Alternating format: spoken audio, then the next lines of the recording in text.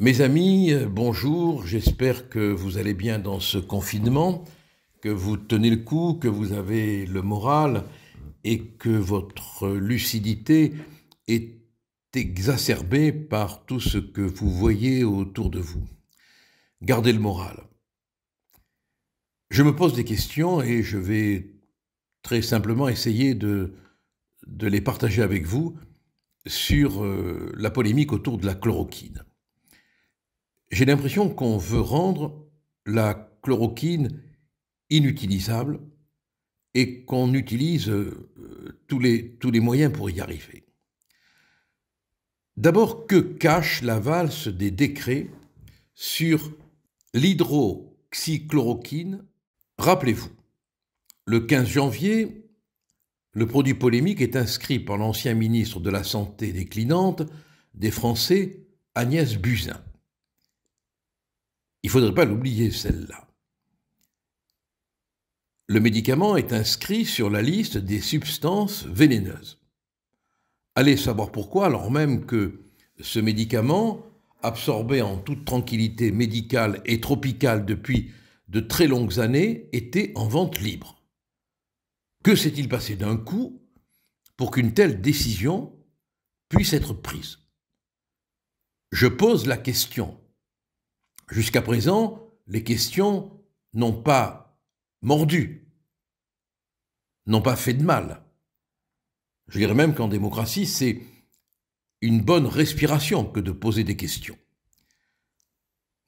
Douste Blazy, qui est cardiologue, qui est professeur de médecine, qui est ancien ministre de la Santé, qui est un personnage consensuel, on ne peut pas dire qu'il est du genre grand nerveux anti-système, affirme, et je le cite, écoutez-le bien, il dit qu'il n'existe pas un seul médecin au monde qui n'ait pas prescrit la Nivaquine aux gens qui, depuis 60 ans, partaient en Afrique et que c'est le médicament le plus prescrit au monde.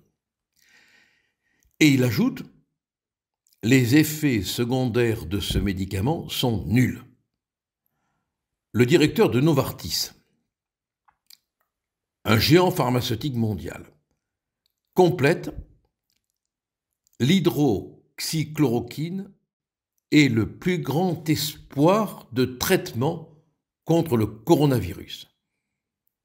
Enfin, le docteur italien Pierluigi Bartoletti conclut, et je cite, « Les résultats que nous commençons à accumuler suggèrent que l'hydroxychloroquine, administrée tôt, donne la possibilité d'éviter l'aggravation conduisant à une insuffisance respiratoire. » Franchement, ces opinions valent bien l'avis des médicastres médiatiques de la caste, toujours contents d'eux-mêmes et qui dansent entre eux au son des breloques honorifiques, qui pendent à leur cou, comprennent qui pourra.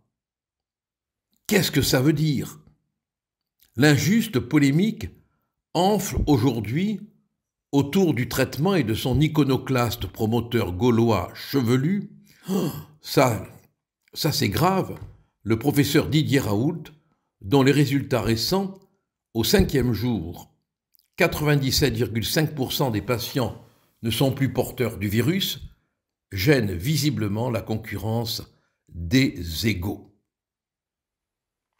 Le bon peuple, il s'en fout des égaux des uns et des autres, mais il commence à rire jaune sous son gilet, notamment devant les erreurs, les impréparations, les revirements, les mensonges, les pénuries, les inconséquences politiques, les mascarades et toutes les pitreries médiatiques.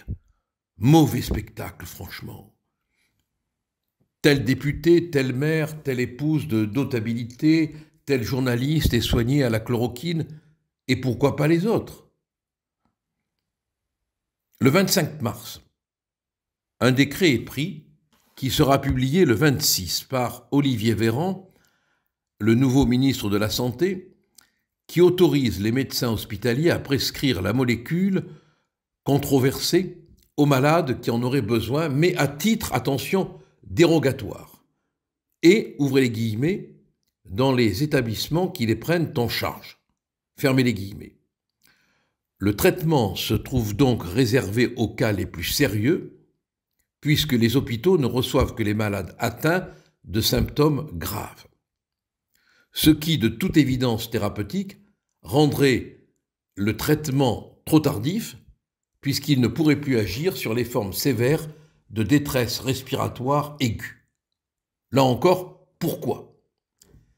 D'après de nombreux médecins, qui eux ne sont candidats à aucun poste d'éditorialiste fumiste sur une quelconque chaîne à racolage actif, le traitement doit agir au moment de l'apparition des premiers symptômes, c'est-à-dire au début. Sinon, il est inefficace. Douste-Blazy le dit et ose poser la question. Je le cite, « Le but est-il de rendre le traitement inefficace pour le discréditer ?» Lui qui ose dit ne pas oser y croire. Et pourtant, c'est la question cruciale qu'on doit tous se poser. Et il ne faut pas avoir peur de se la poser. Et il ne faut pas avoir peur de la poser, que ça plaise ou non, aux journalistes, au laboratoire. Peu importe, la question, on doit la poser. Cherche-t-on qui est on?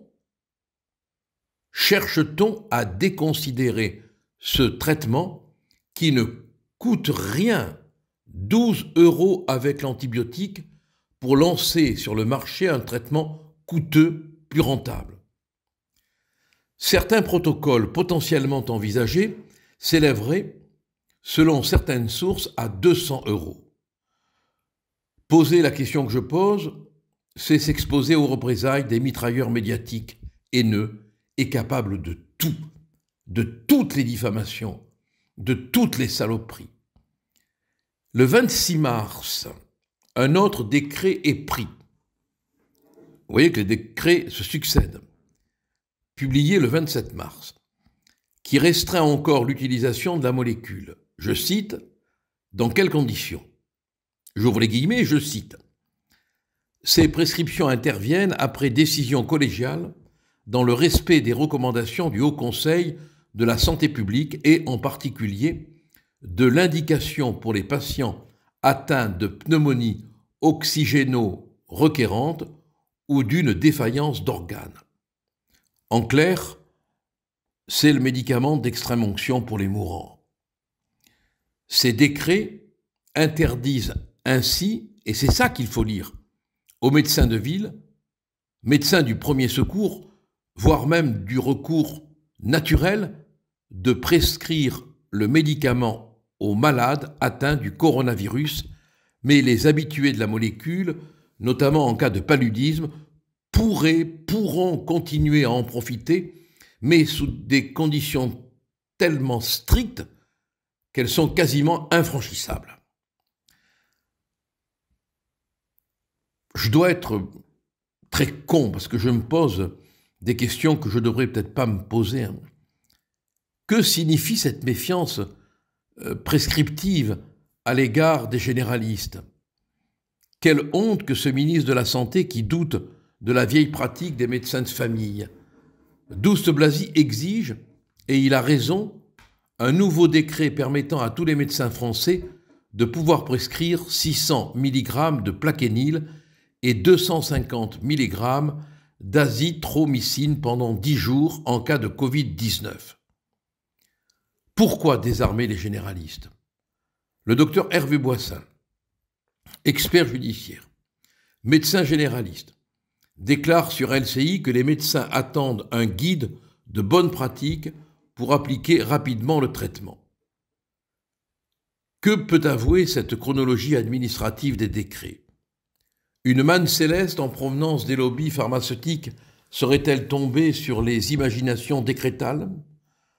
Pourquoi le décret a-t-il été modifié? Que masque cette prudence soudaine chez nos imprévoyants? En masque, en gel, en frontière, en oxygène, en lit de réanimation, en anesthésiant, en confinement. Franchement, on voudrait rendre la chloroquine inutilisable, on ne ferait pas mieux. Comme le disait Victor Hugo, si nos gouvernants sont myopes, espérons au moins qu'ils ne soient pas sourds, car la colère gronde.